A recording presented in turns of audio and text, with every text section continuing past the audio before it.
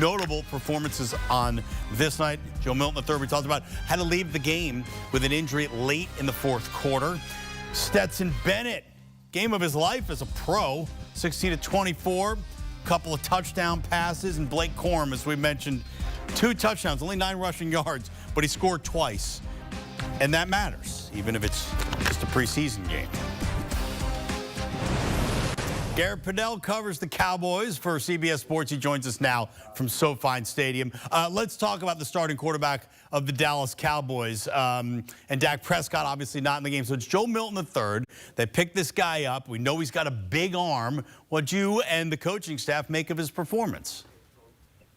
Hey, Russ, great to join you here. And I would say kind of a mixed bag is how I and myself and Brian Schottenheimer would describe this performance. Earlier this week, Brian Schottenheimer said Joe Milton's arm strength was comparable to Brett Favre. Schottenheimer was Favre's offensive coordinator in 2008 with the New York Jets, so he has seen Favre's arm up close. But he said to me tonight, Joe Milton probably could have used a little more of the changeup mixed in there with the fastball. Early on, Brian Schottenheimer called 6 consecutive passes to get Milton going in this game.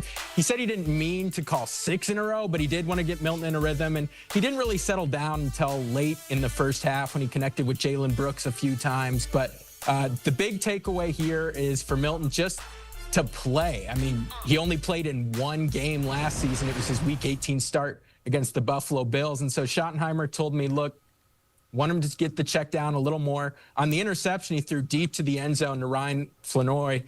He said that's a play in which Joe puts a lot of trust in Flanoy, but upon reviewing the film, he probably would coach him to take the check down there because he had to evade the pass rush and kind of step up and then throw it versus throwing from a clean pocket. But he did like the way Milton bounced back and hit undrafted tight end Rivaldo Mayweather in the back of the end zone there for the touchdown. And then in terms of the elbow, right, we saw he did leave at the very end. Schottenheimer told me he didn't think it was serious. I spoke to Milton also in the postgame locker room, and he said he's, quote, pretty fine and will probably be all good. What other players stood out in a positive way for head coach Brian Schottenheimer?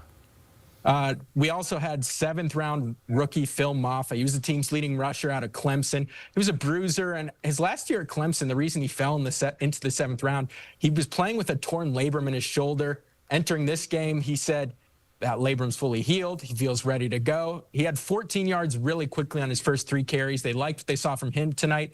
And then an undrafted rookie, Trayshawn Holden out of Oregon. He was inserted into the game midway through the 4th quarter. Didn't play a ton. Finished with 2 catches for 42 yards to lead the team. And most of that came on his 2nd catch of the day, a 35-yarder down the right sideline in a play in which he snuck behind the zone defense and Milton rifled it in there to Holden. And that was a play that Brian Schottenheimer told me will move him up the depth chart and get him more looks the rest of this preseason. CeeDee Lamb didn't play, but he made the highlight for all the wrong reasons. How the heck did he get run over by an official? How does that even happen, Garrett?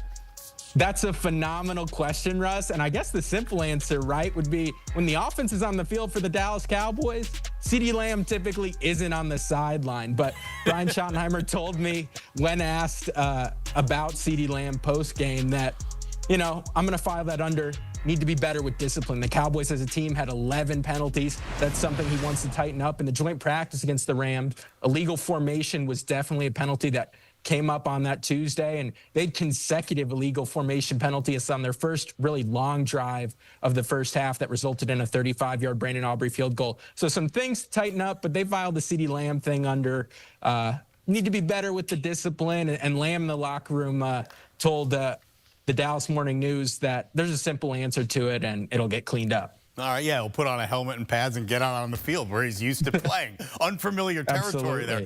Look, both Stephen and Jerry Jones commented on team-owned radio on this day about Micah Parsons. It's been the talk about everybody. The truth is they didn't say a whole lot. What is the latest on Micah Parsons? I mean, the latest on Micah Parsons is what they said to me on Tuesday after the joint practice, which is they view Micah Parsons' trade request as a negotiation ploy. That's what Jerry Jones said on Tuesday. Today on the team radio station pregame, Stephen Jones said, quote, "We have no intention of trading Micah Parsons." So they are fully dug in on figuring a way to negotiate a long-term contract with Parsons.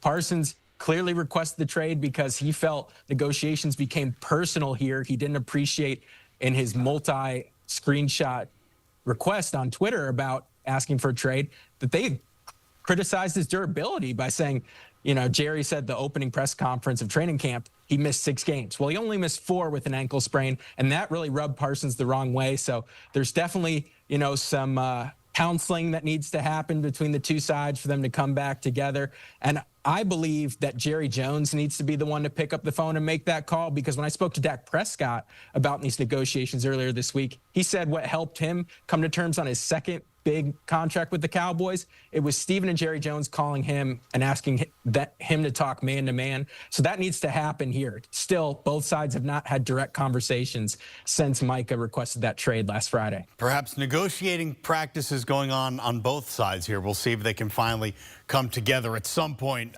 Garrett Podell, thanks so much. Much appreciated. Safe travels back to Big D from L.A. And here's a look at the highest paid edge rushers by average annual value. You would say by this list, T.J. Watt, of course, the highest paid of all, the most recent recipient of a massive contract, $42 million a year. Seems about the going rate for Micah Parsons. We'll see if the Cowboys hit that number.